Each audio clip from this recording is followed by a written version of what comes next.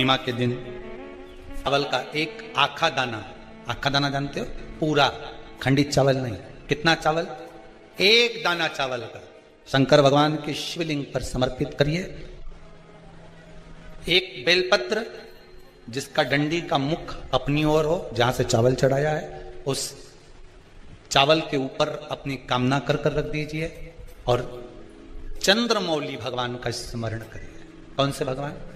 शंकर भगवान का सर्वश्रेष्ठ सुंदर नाम है चंद्रमौली। चंद्रमौली भगवान का स्मरण करिए, अपनी कामना कर कर बेलपत्र समर्पित कर कर शिव जी पर एक लोटा पानी, एक जल पात्र समर्पित करो, कलश से जल चढ़ा दीजिए, नैनों में वो जल लगाकर अपनी कामना कर कर वापिस घर को आइए। आएगी जो कामना करी है मेरा चंद्रमौली भोलेनाथ उसे पूर्ण कर ही देगा। माँ के यदि काया का रोग हो गया, मान लो शरीर कहीं से सफेद पड़ रहा है, कहीं से काला पड़ रहा है, शरीर में से खाल की फुकड़ी निकलना प्रारंभ हो गई हो, शरीर में काले काले चट्टे पड़ना चालू हो गए हो, या कोई विशेष रोग हो गया, कोई विशेष में रोग है, बीमारी है, काया बेकार हो रही है, तो सीधी सीधी बात शिव महापुराण की कथा कहती है, सुंदर आनंद में श्रवण कर कर आप अपने जीवन को, ये पूर्णिमा शिव महापुराण की कथा कहती आ रही है।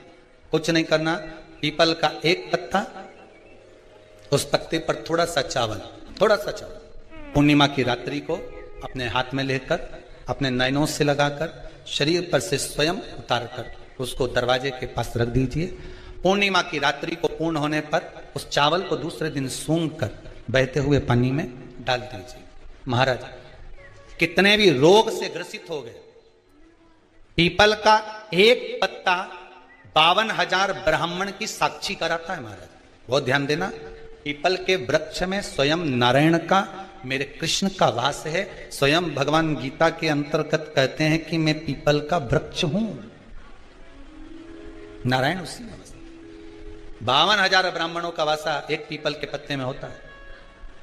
और आपको पहले भी कथा में कहा, गाय ब्राह्मण बहन बेटी ये सब काल का हरण करने वाले, काल को हरने वाले। जितनी पूर्णिमा के व्रत हैं, जितने 12 महीने जो पूर्णिमा पड़ती है, पूनम पड़ती है, ये भले दुनिया के लोग कहते हैं कि ये भगवान राधा और कृष्ण से संबंध, हम और कृष्ण से संबंध रखते हैं, पर इनका यदि सही संबंध समझा जाए, इनके सही संबंध का यदि स्मरण करा जाए, इनके सही संबंधों का यदि वर्णन किया जाए, तो शिव और चंद्रमा के जो मिलन का केंद्र बिंदु है वही पूर्णिमा है। केवल एक पूर्णिमा वहीं तक नहीं रही कि भगवान कृष्ण और राधा जी ने रास किया, केवल वहीं तक उसकी सीमितता नहीं है।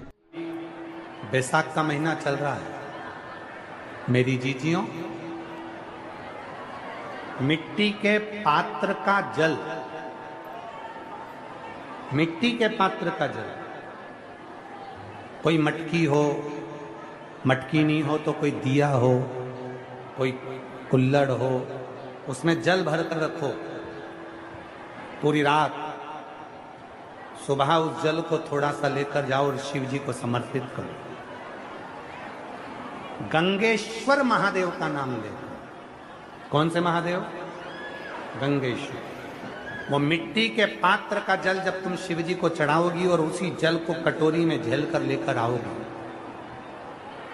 उसी जल को जब तुम कटोरी में झेल कर लेकर आओगे, जिनकी आंखों में रोग हो जाता है, श्रवण शक्ति में रोग हो जाता है, जिनके फेफड़ों में से सांस लेने में आवाज आती है खरखराहट की, जिनकी नासिका का स्वर बंद रहता है, कोई ना कोई स्वर उसके बंद ही रहते हैं नासिका के, उस व्यक्ति को यदि बैसाख के महीने में मिट्टी के पात्र में रखा हुआ रात्रि का जल गंगेश्वर महादेव के नाम से शिव जी को चढ़ाया जाता है और वही जल को उस व्यक्ति को पिलाया जाता है, तो नेत्र, श्रवण, नासिका और जो फेफड़ों में से खरखराहट की आवाज आती है वो धीरे धीरे अपने आप बंद होना प्रारंभ हो जाती है।